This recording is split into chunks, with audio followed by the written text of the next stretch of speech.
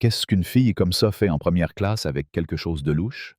Murmura Claire Martin, l'hôtesse de l'air, ses yeux bleus perçants, scrutant une adolescente noire discrète, assise près du hublot.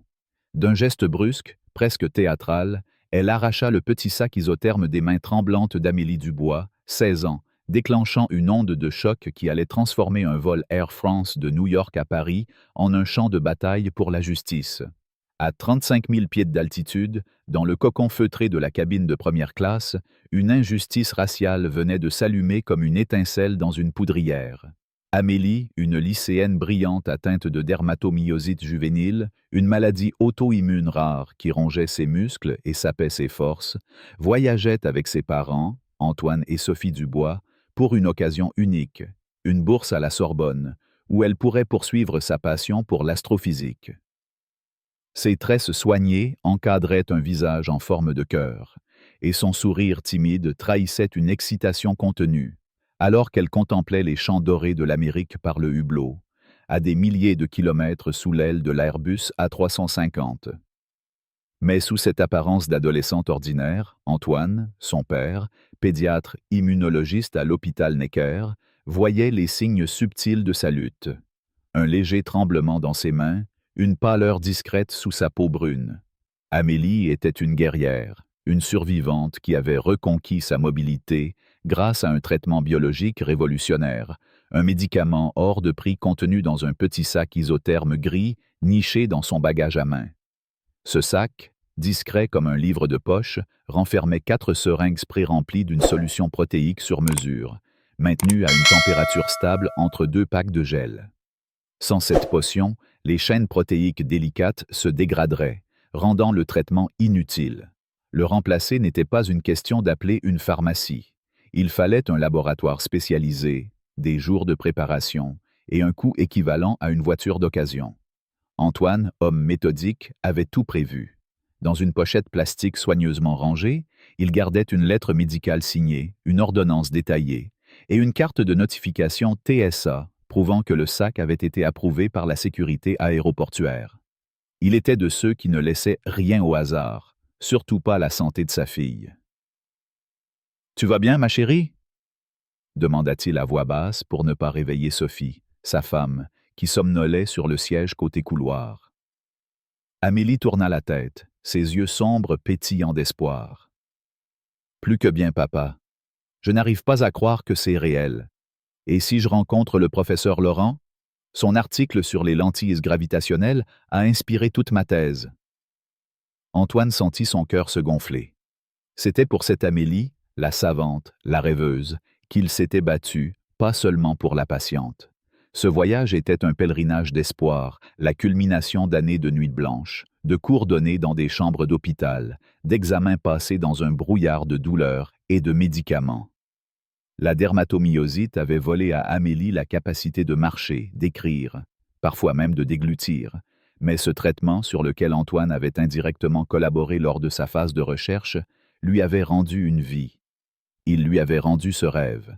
Dans la cabine, le bourdonnement apaisant des moteurs semblait bercer les passagers. Une promesse d'élégance et de progrès à la française, signature d'Air France. Mais cette harmonie fut brisée par le cliquetis du chariot de boisson et une voix tranchante qui perça le calme. « Les bagages doivent être complètement sous le siège, monsieur. Complètement, pas à moitié. » lança Claire Martin à un homme de l'autre côté de l'allée, son sourire pincé, ne masquant pas une impatience palpable.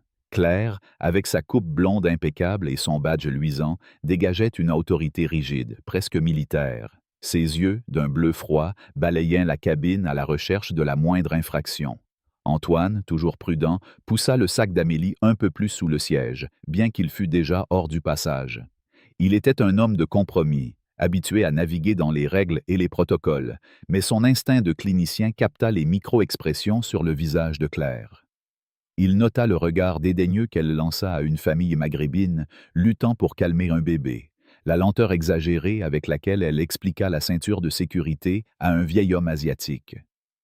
Ses gestes, subtils mais révélateurs, trahissaient une hiérarchie implicite dans sa courtoisie, une échelle de patience qui mettait Antoine mal à l'aise. Une heure plus tard, Amélie sentit une douleur sourde envahir ses articulations, un signal d'alarme familier.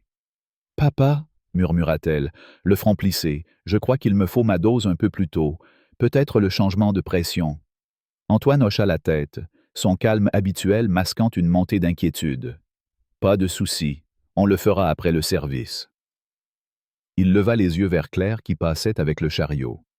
« Excusez-moi, mademoiselle, pourriez-vous nous apporter un verre d'eau pour le médicament de ma fille? C'est assez urgent. » Les yeux de Claire glissèrent d'Antoine à Amélie, puis au sac à ses pieds. Une lueur de suspicion traversa son regard. Avec un soupir théâtral, elle versa de l'eau dans un gobelet en plastique, éclaboussant légèrement le plateau. « Tenez, » dit-elle, sa voix empreinte d'une politesse forcée. Antoine la remercia, ignorant son ton.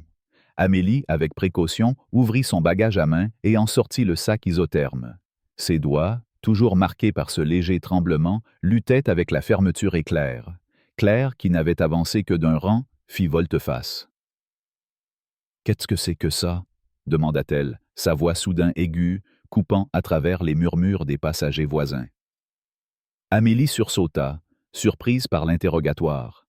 « C'est mon médicament », balbutia-t-elle, serrant le sac comme une bouée de sauvetage.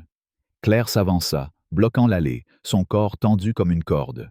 « Laissez-moi voir ça », ordonna-t-elle, son ton ne laissant place à aucune discussion. Antoine sentit une colère froide monter en lui. L'homme conciliant qu'il était s'effaça, remplacé par le père protecteur. « Ce ne sera pas nécessaire, dit-il, sa voix basse mais ferme. C'est un médicament thermosensible pour ma fille. J'ai tous les documents nécessaires ici, si vous souhaitez les vérifier. » Il désigna la pochette dans la poche du siège. Mais Claire ignora ces paroles, son regard fixé sur Amélie, qui semblait maintenant terrifiée, le sac pressé contre sa poitrine. « Madame, j'ai besoin d'inspecter ce sac, » insista Claire, sa voix montant en volume, attirant les regards curieux des autres passagers. « Nous avons des règles strictes concernant les liquides et substances inconnues à bord. Vous auriez dû le déclarer. » Antoine durcit le ton. « Il a été déclaré. Il a été approuvé par la TSA. C'est une nécessité médicale. Vous n'êtes pas autorisé à l'inspecter. » Il connaissait les règlements par cœur, mais Claire semblait suivre une autre logique, une logique teintée de préjugés. Dans son regard, Antoine lut une équation dangereuse. Une jeune fille noire, un sac mystérieux, une menace potentielle. « Monsieur, si vous ne coopérez pas, je devrais faire intervenir le commandant, » rétorqua-t-elle, son visage rougissant de colère. Avant qu'Antoine puisse répondre, avant qu'il puisse tendre la pochette prouvant la légitimité du sac, Claire commit l'impensable. D'un mouvement rapide, presque agressif, elle arracha le sac des mains d'Amélie. « Hé !» s'écria Amélie, sa voix brisée par le choc. « Je prends ça », déclara Claire, brandissant le sac comme un trophée, sa voix empreinte d'une satisfaction venimeuse. « Nous verrons ce qu'en dit le commandant. » Elle tourna les talons et marcha vers l'avant de l'avion, laissant un silence abasourdi dans son sillage. Antoine, Sophie et Amélie restèrent figés, l'outrage suspendu entre eux comme une brume toxique. Le bourdonnement des moteurs semblait soudain menaçant, la fragile bulle d'espoir qui enveloppait leur rangée venait d'éclater. Sophie, tirée de son sommeil, murmura « Antoine, que s'est-il passé ?» Sa voix tremblait, ses yeux cherchant des réponses. Amélie, les larmes aux yeux, chuchota « Elle l'a pris, elle l'a juste pris. » Une rage pure et glaciale envahit Antoine. Lui, l'homme rationnel, toujours maître de lui, sentait ses barrières internes céder face à l'audace insensée de Claire. Pourtant, il savait qu'exploser maintenant ne ferait que renforcer son narratif. L'homme noir en colère, non coopératif, il devait être plus malin. « Restez ici, » dit-il à Sophie et Amélie, sa voix un commandement calme masquant la tempête intérieure. « Je vais le récupérer. » Alors qu'il se levait, une main toucha doucement son bras. C'était Pierre, un homme d'affaires français d'une quarantaine d'années, assis de l'autre côté de l'allée, témoin silencieux de la scène. « Faites attention, » murmura-t-il, ses yeux gris pleins de compassion. « Elle est sur un coup de pouvoir. J'ai tout vu. C'était hors de propos. Antoine hocha la tête, reconnaissant. Merci. Il marcha vers l'avant, chaque pas un combat contre l'envie de courir, de crier.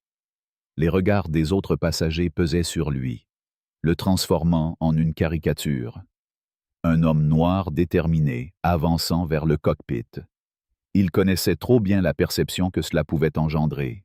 À l'entrée du galet, il écarta le rideau. La scène était pire que prévu. Claire parlait avec animation à une autre hôtesse, plus âgée, probablement la chef de cabine, nommée Isabelle. Elle agitait le sac isotherme. « Ils ont refusé de me le montrer. Ils étaient agressifs. Regardez ça, pas d'étiquette, ça pourrait être n'importe quoi. Des drogues, sans doute. Ils ont cru être malins en le sortant juste après le passage du chariot. » Isabelle, l'air préoccupé, écoutait. Avant qu'elle ne puisse répondre, Claire ouvrit le compartiment à déchets du galet, un petit conduit scellé menant à l'extérieur. Antoine comprit son intention en une fraction de seconde. « Non !» cria-t-il, sa voix résonnant dans l'espace confiné.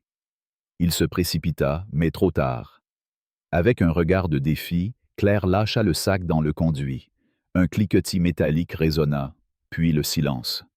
Le médicament était parti. L'air quitta les poumons d'Antoine. Ce n'était pas juste un sac. C'était 4 seringues d'un traitement biologique unique, 20 000 € de médicaments irremplaçables, la mobilité d'Amélie, son rêve de la Sorbonne, tout jeté comme un déchet. Claire se tourna, un sourire satisfait sur le visage. C'est éliminé, conformément au protocole de l'aviation civile pour les substances non identifiées. Antoine la fixa, une étrange sérénité l'envahissant, la sérénité d'un homme qui venait de voir son ennemi franchir une ligne irrévocable. « Qu'avez-vous fait » murmura-t-il, sa voix portant le poids d'une tempête imminente. Isabelle, horrifiée, balbutia. « Claire, vous n'avez pas...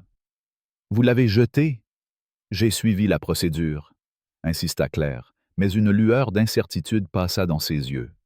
Le désespoir brut sur le visage d'Antoine n'était pas la réaction qu'elle attendait. « Vous n'avez rien suivi, » dit Antoine, sa voix gagnant en force. « Vous avez suivi vos préjugés ignorants. Vous venez, en 10 secondes, de commettre un acte d'une négligence si profonde que vous ne pouvez même pas en mesurer les conséquences. » Il sortit son téléphone, ouvrit le PDF de la lettre médicale, l'ordonnance, la composition chimique du médicament, la carte TSA. Il tendit l'écran à Isabelle. « Voici ce que vous venez de jeter. Le médicament de ma fille de 16 ans pour une dermatomyosite juvénile. Un traitement thermosensible. Sans lui, elle rechutera dans les 48 heures. Elle souffrira d'une inflammation musculaire sévère, de douleurs invalidantes, d'une faiblesse progressive. Dans une semaine, elle pourrait être en fauteuil roulant.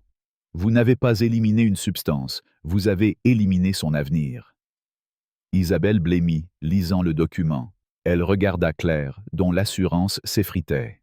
« Oh mon Dieu, Claire! Il n'a pas montré ça, il était agressif. » se défendit Claire, sa voix tremblante. « J'ai essayé de vous montrer, » rugit Antoine, sa maîtrise enfin brisée. « Je vous ai dit que j'avais les documents, mais vous n'étiez pas intéressé par les faits. Vous étiez intéressé par votre petite autorité mesquine sur une enfant. Vous avez vu une famille noire, un sac mystérieux, et vous avez écrit une histoire dans votre tête. Une histoire répugnante, et vous avez agi en conséquence, au mépris de votre formation. » Il s'avança, dominant l'espace confiné. « Je suis le docteur Antoine Dubois, immunologiste pédiatrique à Necker. J'ai participé aux essais cliniques de ce médicament. Je connais ses protocoles de transport mieux que vous ne connaissez vos consignes de sécurité. Et vous, dans votre infinie sagesse, venez de mettre en danger la vie d'une enfant sous ma responsabilité. » Il se tourna vers Isabelle. « Je veux parler au commandant, maintenant, et je veux que vous récupériez ce sac. » Isabelle tordit ses mains, son calme professionnel envolé. « On ne peut pas. Le conduit à déchets, c'est externe, c'est parti. » La finalité de ces mots frappa Antoine comme un coup physique. Parti. Il appuya une main contre la paroi du galet, le monde vacillant légèrement. Les vibrations des moteurs, cruelle ironie, lui rappelaient qu'il filait toujours, loin de toute solution. Il n'avait jamais ressenti une telle impuissance. Mais dans cette impuissance, une résolution nouvelle se forma, dure comme un diamant. Très bien, dit-il, ses yeux rivés sur Claire, où la peur était désormais visible. Vous ne pouvez pas le récupérer, mais vous allez poser cet avion. Isabelle secoua la tête. Monsieur, nous ne pouvons pas détourner un vol comme ça. Vous ne m'écoutez pas, dit Antoine, sa voix d'un calme mortel. Je ne vous demande pas de détourner. Je vous dis ce qui va se passer. Vous avez créé une urgence médicale à bord. Et je vais m'assurer que chaque personne ici en soit tenue responsable. Allez chercher votre commandant. Il tourna les talons, laissant les deux hôtesses dans les décombres de leurs actes. Les regards des passagers, curiosité, sympathie, méfiance, le suivirent alors qu'il regagnait son siège. Amélie pleurait en silence, le visage enfoui dans l'épaule de Sophie. Antoine prit sa main, glacé. « Ça va aller, ma puce, » mentit-il, ignorant si c'était possible. « Papa va arranger ça. » Mais en regardant par le hublot, le ciel bleu indifférent lui rappela que ce combat ne faisait que commencer. À l'insu de Claire, une jeune femme en siège 16C, Léa, une vlogueuse aux cheveux roses, filmait la scène depuis le début. Son téléphone, discrètement levé, diffusait l'incident en direct à 80 000 spectateurs, transformant ce drame intime en une tempête publique. Le scandale à 35 000 pieds venait de prendre son envol. L'Airbus A350 amorça un virage lent vers l'ouest, le bourdonnement des moteurs vibrant comme une note grave dans l'air confiné de la cabine. À 35 000 pieds, la tension était palpable, un mélange d'indignation et d'incertitude qui pesait sur les passagers comme une brume lourde. L'annonce du commandant Jacques Lefebvre venait de tomber, froide et laconique. « Mesdames et messieurs, en raison d'une situation médicale imprévue, nous allons détourner ce vol vers l'aéroport international de Bruxelles. Nous vous prions de nous excuser pour ce désagrément. » Les mots, polis mais dépourvus de chaleur, déclenchèrent une vague de murmures agacés. Les passagers, arrachés à leur plan, sortirent de leur téléphone, leur visage crispé par la frustration. Mais pour la famille Dubois, coincée au rang 14, ce n'était pas une simple perturbation de voyage. C'était une question de vie ou de mort.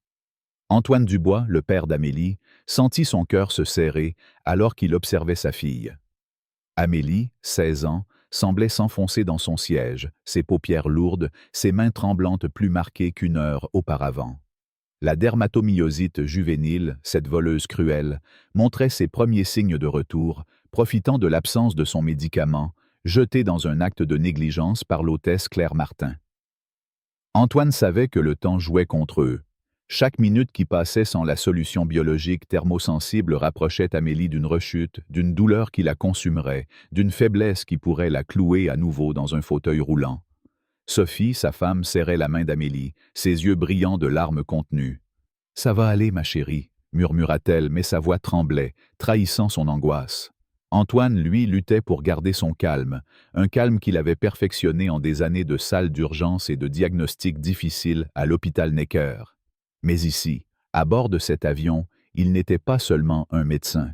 Il était un père, et la rage qui bouillonnait en lui menaçait de déborder. Dans la cabine, les regards des passagers oscillaient entre curiosité et hostilité. Certains, ignorant les détails, voyaient en la famille Dubois la cause de leur désagrément. « Tout ça pour un sac ?» marmonna un homme en costume, tapant furieusement sur son ordinateur. Une femme, 2 rangs devant, soupira bruyamment. Ils auraient dû régler ça avant l'embarquement. Mais d'autres, témoins de l'incident, offraient des regards de soutien. Pierre, l'homme d'affaires français assis de l'autre côté de l'allée, croisa les yeux d'Antoine et hocha la tête, un geste discret mais chargé de solidarité. À quelques rangs, Léa, la vlogueuse aux cheveux roses, continuait de diffuser en direct sur son téléphone, son flux attirant maintenant plus de 100 000 spectateurs.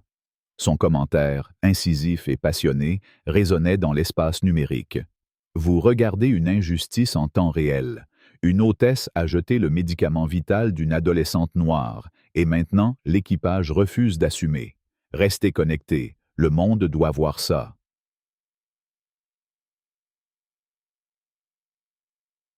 Léa, avec son audace et son sens aigu de la justice, transformait le drame du rang 14 en un cri de ralliement mondial.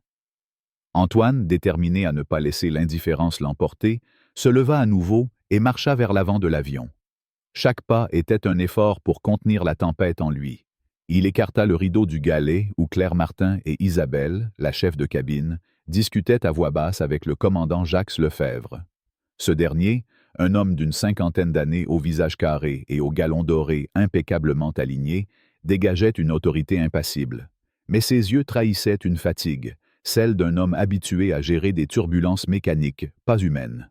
« Docteur Dubois, » commença Lefebvre, sa voix grave conçue pour inspirer la confiance. « Ma chef de cabine m'a informé d'un malentendu regrettable. »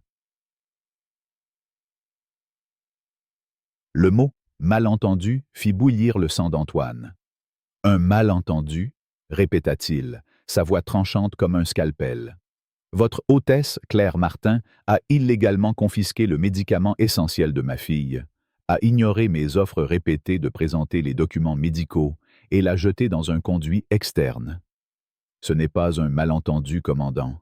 C'est une série d'actions délibérées, négligentes et discriminatoires qui mettent la vie de ma fille en danger. » Lefebvre croisa les bras, son visage se durcissant. « Monsieur, je comprends que vous soyez contrarié, mais Claire m'a rapporté que vous étiez non coopératif et que l'objet était suspect. Nos hôtesses sont formées pour prioriser la sécurité de l'appareil avant tout. » Antoine sentit une nouvelle vague de colère monter. « La sécurité de l'appareil » rétorqua-t-il incrédule. « De quoi? D'une adolescente de 16 ans avec une maladie auto-immune? Son médicament représente autant de menaces que mes lunettes. Votre hôtesse n'a pas priorisé la sécurité. Elle a cédé à un préjugé. Et ce faisant, elle a créé un danger bien plus tangible. » Il tendit son téléphone, affichant toujours la lettre médicale, l'ordonnance, la carte TSA. « Voulez-vous enfin regarder, commandant, ou les protocoles ne sont-ils importants que lorsqu'ils vous arrangent ?» Lefebvre jeta un coup d'œil cursif au document, son impatience évidente. « Écoutez, docteur, je suis désolé pour la situation, mais l'objet est parti. Il n'y a rien que je puisse faire maintenant. Nous atterrirons à Bruxelles dans 2 heures, et je suis sûr que vous pourrez obtenir une nouvelle ordonnance là-bas. » Nétier. Dekenda. L'ignorance de cette remarque était stupéfiante. Sophie, qui avait suivi Antoine, ne put se contenir. « Commandant, dit-elle, sa voix tremblante de fureur contenue, ce n'est pas une aspirine qu'on trouve en pharmacie. Ce médicament est fabriqué sur mesure dans un laboratoire à Paris. Il faut 1 semaine pour le préparer et chaque dose coûte des milliers d'euros. Il n'y a pas une seule pharmacie à Bruxelles, ni même en Belgique, qui puisse nous le fournir. » Lefebvre tressaillit, mais son expression resta figée. « Que voulez-vous que je fasse ?» demanda-t-il, une pointe d'exaspération dans la voix. « Faire demi-tour? Nous sommes trop loin pour revenir à New York. Nous n'avons pas assez de carburant. » Antoine s'avança, son regard brûlant. « Je veux que vous trouviez une solution. Détournez vers la ville la plus proche avec un grand centre médical. Bruxelles, Amsterdam, n'importe où. Nous devons emmener Amélie à l'hôpital, auprès d'un spécialiste qui puisse gérer sa condition, jusqu'à ce qu'on puisse remplacer son médicament, et il faut commencer à passer des appels maintenant. » Le commandant secoua la tête, son ton définitif. « Je ne vais pas détourner cet avion pour une situation non critique. Une diversion exige un danger clair et immédiat pour la vie d'un passager. D'après ce que vous me dites, votre fille est stable pour le moment. Nous continuerons vers Bruxelles comme prévu. Notre équipe au sol vous assistera. » C'était un mur, une refus absolu de reconnaître l'urgence que son équipage avait créée. Pour Lefebvre, Amélie n'était pas une personne, mais un problème à gérer jusqu'à l'atterrissage. Antoine le fixa, une prise de conscience froide s'installant. Il se moquait de la situation. Les règles, les protocoles, le vernis du service client. Tout s'effaçait face à la peur de la responsabilité et des complications. Ils protégeraient les leurs, même lorsqu'ils avaient tort. Mais alors, une voix inattendue perça l'attention. Léa, la vlogueuse, toujours assise à sa place, leva son téléphone. « Juste pour que vous sachiez, commandant, dit-elle, sa voix claire et assurée, j'ai diffusé cette conversation en direct pendant les 10 dernières minutes. Environ 120 000 personnes la regardent en ce moment. » Les mots tombèrent comme une bombe. Lefebvre pivota, ses yeux s'écarquillant. « Vous enregistrez » balbutia Isabelle, horrifiée. « Non, je diffuse en direct » corrigea Léa, imperturbable. « C'est différent. C'est en ligne, en temps réel, et les commentaires, disons qu'ils ne sont pas tendres. » Antoine sentit une lueur d'espoir, un levier inattendu. La bataille privée durant 14 venait de devenir un spectacle mondial. Le mur d'indifférence d'Air France était en train de s'effriter sous les yeux d'une audience massive. Lefebvre, visiblement secoué, pointa un doigt vers Léa. « Éteignez ça immédiatement. C'est contre les règlements d'enregistrer l'équipage sans consentement. » Et Léa haussa un sourcil, sa confiance intacte. « En fait, non. Les règlements de l'aviation civile interdisent d'interférer avec les fonctions de l'équipage, mais il n'y a pas de loi spécifique contre l'enregistrement à bord, tant que je ne perturbe rien. Je suis juste assise ici. De plus, plusieurs pays, dont la Belgique où nous allons, autorisent que l'enregistrement dans les espaces publics sans consentement préalable. Je dirais qu'une confrontation au milieu d'une cabine d'avion est assez publique. »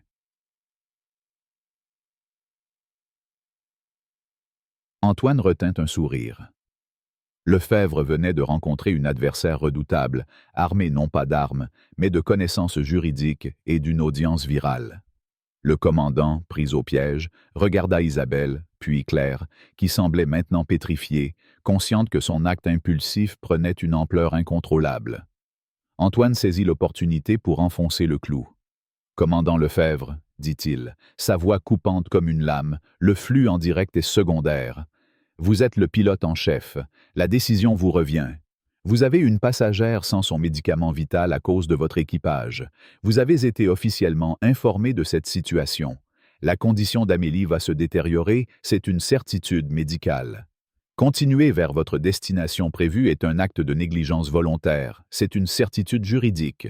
Quelle est votre décision? » Il avait posé un piège parfait. En déclarant officiellement Amélie inapte à poursuivre le vol, il avait transféré la responsabilité légale sur les épaules de Lefebvre. Si le commandant persistait et qu'Amélie subissait une rechute grave à l'atterrissage, Air France et Lefebvre seraient tenus pour responsables. Avec une diffusion en direct et des témoins, leur défense serait indéfendable. Lefebvre fixa Antoine, ses galons dorés semblant soudain peser lourd. Il ouvrit la bouche puis la referma, cherchant une issue. Finalement, il se tourna vers Isabelle, les dents serrées. « Contactez le dispatcher. Informez-les que nous avons une situation médicale nécessitant un atterrissage prioritaire à Bruxelles. Dites-leur que nous détournons. » Un soulagement intense envahit Antoine, mais il n'était pas encore une victoire. Sophie, à ses côtés, laissa échapper un souffle tremblant, sa main serrant son bras. Lefebvre lança à Antoine un regard chargé de ressentiment.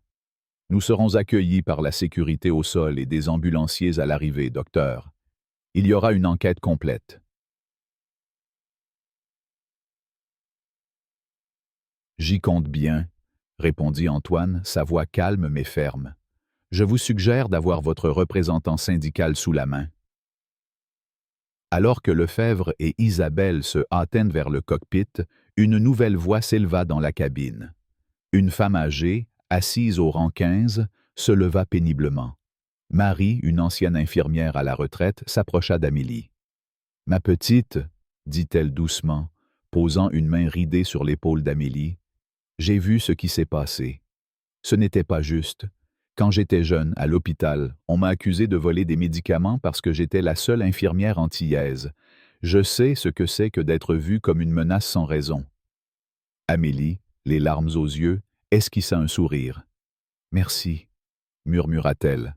Marie hocha la tête. « Tu es forte, tu vas surmonter ça. » Pierre, l'homme d'affaires, s'approcha à son tour. « Docteur Dubois, » dit-il à voix basse, « j'ai un ami avocat à Bruxelles, spécialisé dans les droits civils. Je vais l'appeler dès qu'on atterrit. Vous ne serez pas seul. » Antoine, touché par ces gestes de solidarité, serra la main de Pierre. Merci, vraiment. Ces petites flammes d'humanité, dans un océan d'hostilité, étaient un baume pour son cœur meurtri. Mais un nouveau problème émergea.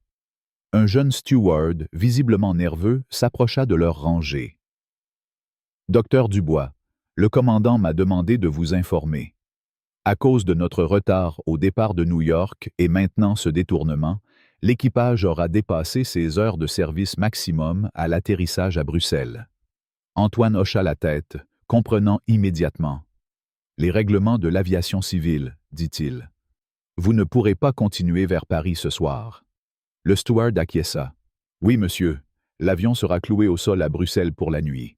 Il faudra un nouvel équipage. Cette nouvelle frappa la cabine comme un coup de tonnerre. Les grognements des passagers se transformèrent en un grondement de colère. Annulé? Cria une femme. J'ai une réunion à Paris demain matin? Un homme lança. Tout ça pour une gamine qui n'a pas déclaré son sac? Antoine ignora les accusations, son regard fixé sur Amélie. Elle semblait plus faible, son visage marqué par une fatigue profonde. Le temps pressait, et Bruxelles, avec son hôpital universitaire de renom, était leur meilleure chance. Léa, toujours en train de diffuser, tourna son téléphone vers elle. « Pour ceux qui viennent de rejoindre, » dit-elle à son audience, « voici ce qui se passe. Une adolescente noire, Amélie Dubois, a vu son médicament vital jeté par une hôtesse raciste. Son père, un médecin, a forcé l'avion à détourner vers Bruxelles pour la sauver. Mais à cause des retards, le vol est maintenant annulé. Ce n'est pas juste un désagrément. C'est ce qui arrive quand le préjugé d'une personne est soutenu par tout un système. Restez avec nous, parce que cette histoire est loin d'être finie. Antoine regarda Amélie qui le fixait avec un mélange d'admiration et de peur. Il avait déplacé une montagne, forcé l'inflexible machine d'Air France à plier.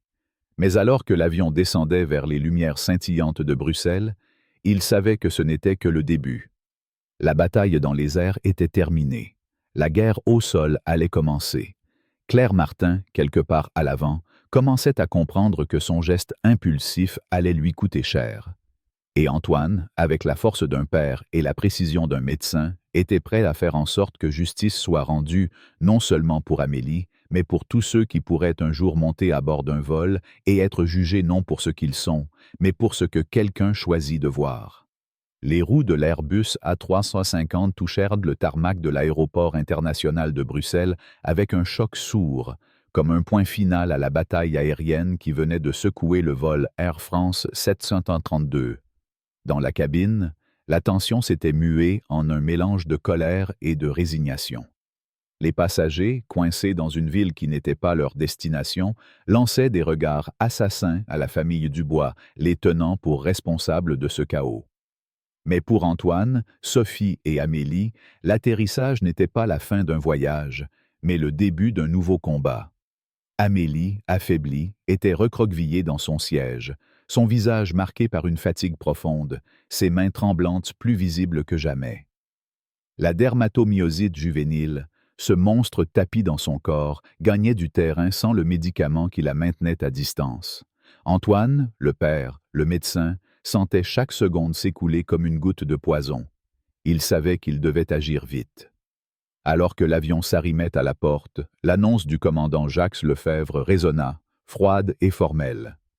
« Mesdames et messieurs, pour la famille du rang 14, veuillez rester à vos places. Des ambulanciers et des responsables de la compagnie vont monter à bord pour vous rencontrer. Tous les autres passagers, veuillez descendre de manière ordonnée. » Ces mots, prononcés avec une pointe de dédain, isolèrent les Dubois, les désignant comme la source du désordre. Les regards hostiles des passagers s'intensifièrent. « Merci beaucoup, » grogna un homme en récupérant son sac. « Je rate une conférence à cause de vous. » Une femme marmonna. Ils auraient dû déclarer ce fichu sac à l'aéroport. Antoine protégea Amélie des remarques, son corps faisant bouclier contre l'animosité. Sophie, les lèvres serrées, serrait la main de sa fille, ses yeux brillants de défi. Mais au milieu de cette tempête, des éclats de solidarité émergèrent. Léa, la vlogueuse aux cheveux roses, s'arrêta près de leur rangée en ramassant ses affaires. « Je reste », dit-elle à voix basse, son téléphone toujours allumé, diffusant en direct à une audience qui dépassait maintenant les 150 000 spectateurs. Le monde doit voir comment ils vous traitent au sol aussi. Pierre, l'homme d'affaires qui avait été témoin de l'incident, s'approcha également. « J'ai donné ma déclaration à la chef de cabine, dit-il à Antoine. J'ai dit qu'ils étaient calmes et que l'hôtesse était l'agresseur. Je suis Pierre Beaumont, avocat d'affaires. Voici ma carte. Si vous avez besoin d'aide, appelez-moi. Sans frais. » Antoine, ému par ce geste, prit la carte et serra la main de Pierre. « Merci, » murmura-t-il, sa voix épaissie par l'émotion. Puis, Marie, l'ancienne infirmière à la retraite, passa à son tour. « Je ne vais pas loin, » dit-elle à Amélie avec un sourire chaleureux. « Si vous avez besoin de moi à l'hôpital, je viendrai. Vous êtes une battante, ma petite. » Et c'est moi. Ces actes d'humanité, petits mais puissants, étaient des phares dans l'obscurité.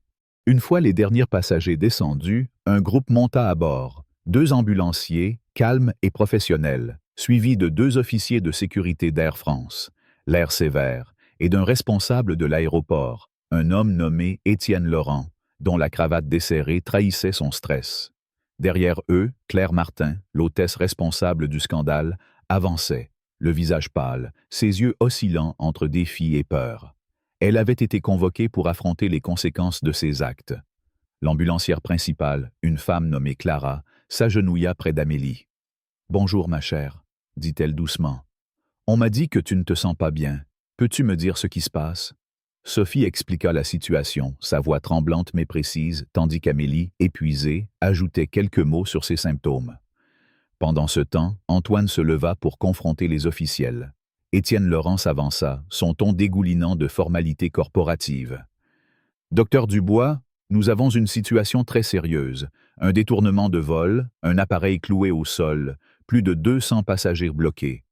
Nous avons un rapport de l'équipage faisant état d'un trouble causé par un passager et d'une non-coopération. » Antoine sentit une colère froide monter en lui. « Un trouble causé par un passager ?» rétorqua-t-il, sa voix résonnant dans la cabine vide. « Le seul trouble ici a été causé par votre employée, mademoiselle Martin. » Il pointa Claire, qui tressaillit. « Elle a profilé ma fille sur des bases raciales, a fait des accusations sans fondement et a délibérément détruit un médicament vital d'une valeur de 20 000 €, en violation de tous les protocoles et du simple bon sens. Le détournement et l'immobilisation de l'avion ne sont pas le problème. Ce sont les conséquences de son acte initial. Ne tentez pas de réécrire l'histoire. » Claire, incapable de se taire, s'avança, sa voix tremblante mais venimeuse. « Il m'a menacé, il était agressif. Lui et sa fille, ils avaient un sac suspect. » Antoine brandit la carte de Pierre. « Un autre passager, un avocat, a déjà témoigné que nous étions calmes et que vous étiez l'agresseur. Et il y a une vidéo en direct, vue par plus de 150 000 personnes, qui corrobore mon récit. Alors, mademoiselle Martin, je vous suggère d'arrêter de mentir. » À la mention du live stream, Étienne et les officiers de sécurité échangèrent un regard paniqué. Ce n'était plus une simple plainte à gérer en interne. Il jouait désormais sur une scène mondiale. Étienne changea de ton, son agressivité cédant à une tentative désespérée de contrôle des dégâts. « D'accord, calmons-nous. Docteur Dubois, notre priorité est le bien-être de votre fille. » Antoine le coupa. « Le bien-être de ma fille aurait dû être votre priorité il y a 3 heures. Ma priorité maintenant est de l'emmener à l'hôpital universitaire de Saint-Luc, l'un des meilleurs en rhumatologie. Votre compagnie va organiser un transport médical privé pour nous y conduire. Vous allez aussi réserver une suite dans un hôtel près de l'hôpital pour une durée indéterminée, et vous couvrirez chaque centime des frais médicaux que nous allons engager à cause des actions de votre employé. C'est le strict minimum, et c'est non négociable. » Étienne, visiblement dépassé, commença à balbutier sur les politiques de la compagnie, mais Antoine l'interrompit à nouveau. « Il n'y a pas de politique pour ça. Vous êtes en territoire inconnu, et croyez-moi, vous ne voulez pas de moi comme guide. Faites les arrangements. » Vaincu, Étienne hocha la tête et se mit à taper frénétiquement sur son téléphone. Clara, l'ambulancière, se redressa. « Docteur Dubois, votre fille est stable pour le moment. mais sa tension artérielle est élevée et son rythme cardiaque est rapide. Compte tenu de sa condition et de l'absence de médicaments, je recommande une évaluation immédiate. Et moi, il m'a dit. Alors qu'Amélie était préparée pour être transférée dans une chaise roulante, Antoine se tourna une dernière fois vers Claire. Elle se tenait à l'écart, isolée, son assurance envolée. Les officiers de sécurité la regardaient désormais non comme une collègue à protéger, mais comme un problème à contenir. Elle croisa le regard d'Antoine, ses yeux implorant une once de compréhension. « J'ai une fille », murmura-t-elle, si bas que lui seul put l'entendre. « Elle a eu des problèmes avec la drogue. J'ai vu le sac et j'ai cru... » Antoine la fixa, et pendant un instant, il ressentit une pointe de pitié. Il vit une femme dont le passé avait déformé sa perception, transformant un sac médical en une menace.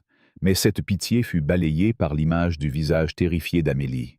« Votre drame n'est pas le fardeau de ma fille, » dit-il, sa voix dépourvue d'émotion. « Vous n'avez pas vu une menace, vous avez vu une cible. Vous avez vu ce que votre préjugé vous a permis de voir, et vous avez choisi d'agir. Vous n'avez pas posé de questions, vous n'avez pas vérifié, vous n'avez pas désamorcé. Vous avez accusé, confisqué et détruit. Ce qui vous arrive maintenant, Claire, vous l'avez mérité. » Il tourna le dos et rejoignit Amélie, qui était doucement conduite vers le jet bridge. Sophie marchait à ses côtés, tenant sa main. En entrant dans le terminal, ils furent accueillis par une scène inattendue. Une petite foule s'était rassemblée. Des employés de l'aéroport, des passagers du vol qui avaient vu le live stream, et même une équipe de la RTBF alertée par la viralité de l'histoire. Alors qu'Amélie était poussée dans son fauteuil, les regards n'étaient pas hostiles. Ils voyaient une jeune fille, une victime, et un applaudissement timide commença, gagnant en force. C'était un élan spontané de soutien, une vague d'empathie qui enveloppa les Dubois. Antoine sentit des larmes monter, lui qui s'était senti si seul face à la machine implacable d'Air France. Il n'était pas seul. La vérité, amplifiée par des milliers de voix, pouvait encore percer. 6 mois plus tard, le monde avait changé pour tous les acteurs du vol 732. L'automne doux de Bruxelles avait cédé la place à l'hiver vif de Paris, mais pour les Dubois, une nouvelle saison de vie s'était ouverte. L'histoire, propulsée par le live stream de Léa et reprise par les médias français comme Le Monde et France 24, était devenue un cas d'école en matière de responsabilité corporative. Air France, englué dans un cauchemar médiatique, avait capitulé sur tous les fronts. Ils avaient affrété un jet privé pour livrer un nouveau stock du médicament d'Amélie en 36 heures, couvrant tous les frais médicaux et d'hébergement. Leur PDG, dans une allocution télévisée, avait présenté des excuses publiques à la famille Dubois. Amélie, sous les soins des médecins de Saint-Luc, avait évité une rechute de justesse. Son voyage à la Sorbonne avait été reporté, mais l'université, émue par l'histoire, avait non seulement maintenu sa bourse, mais offert à Amélie une place dans un programme de recherche d'été supervisé par le professeur Laurent lui-même. Son rêve, un instant menacé, brillait désormais plus fort que jamais. Elle était devenue un symbole de résilience, une figure de grâce sous pression. Mais Antoine n'était pas satisfait des excuses et des compensations financières. Il avait vu les rouages hideux du système, la facilité avec laquelle un préjugé pouvait être armé et institutionnalisé. Avec l'aide pro bono de Pierre Beaumont et d'une équipe d'avocats des droits civils contactés après la diffusion de l'histoire, Antoine et Sophie lancèrent une action en justice historique contre Air France. Leur but n'était pas seulement pécuniaire. Ils exigeaient une injonction judiciaire pour forcer des changements systémiques dans les politiques de la compagnie. La déposition de Claire Martin fut le pivot de leur dossier. Antoine, présent comme observateur, regarda les avocats d'Air France tenter de sauver une situation indéfendable. Claire, méconnaissable, semblait brisée.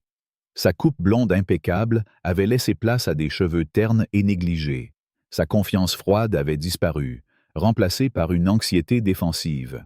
Elle était devenue une paria surnommée l'hôtesse de l'avion dans les coins sombres d'Internet. Sans emploi, sans retraite, sans amis dans l'industrie, elle croulait sous les frais juridiques. Sous les questions acérées de l'avocat des Dubois, son témoignage s'effondra. « Mademoiselle Martin, vous avez dit que le sac médical était suspect, correct ?» demanda l'avocat. Oui, murmura Claire. Ils n'avaient pas d'étiquette, ils étaient secrets.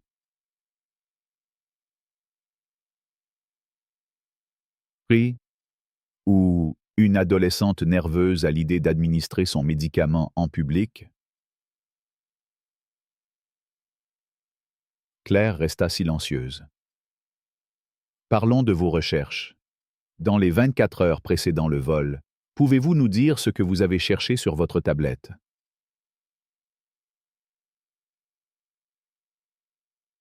L'avocat produisit un document. Votre historique montre des articles sur des adolescents impliqués dans le trafic de drogue, ainsi qu'une heure passée sur un forum pour parents d'enfants toxicomanes. Est-ce exact?